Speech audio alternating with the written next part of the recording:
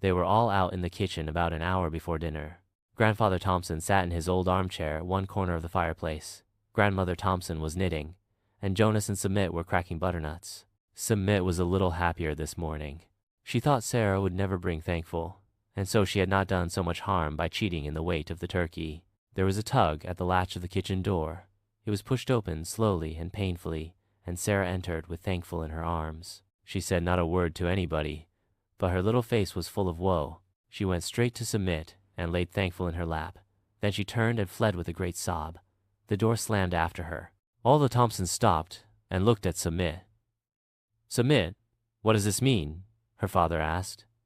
Submit looked at him, trembling. "Speak," said he. "Submit, mind your father," said Mrs. Thompson. "What did she bring you the doll baby for?" asked Grandmother Thompson. "Sarah was going to give me Thankful if our turkey weighed most, and I was going to give her my work box if hers weighed most," said Submit jerkily. Her lips felt stiff. Her father looked very sober and stern. He turned to his father. When Grandfather Thompson was at home, everyone deferred to him. Even at 80, he was the recognized head of the house. He was a wonderful old man, tall and soldierly, and full of a grave dignity.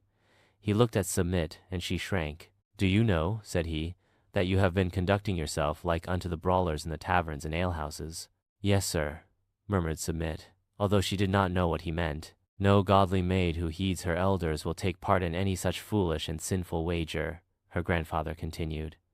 Submit arose, hugging Thankful convulsively. She glanced wildly at her great-grandmother's musket over the shelf. The same spirit that had aimed it at the Indian possessed her, and she spoke out quite clearly. "Our turkey didn't weigh the most," said she. "I put the revolutionary bullets in his crop."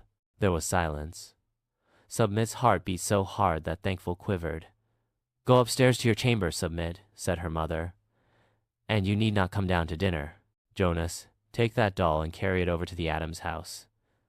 Submit crept miserably out of the room, and Jonas carried Thankful across the yard to Sarah. Submit crouched beside her little square window set with tiny panes of glass, and watched him. She did not cry. She was very miserable, but confession had awakened a salutary smart in her soul, like the balm of Gilead on her cut thumb. She was not so unhappy as she had been.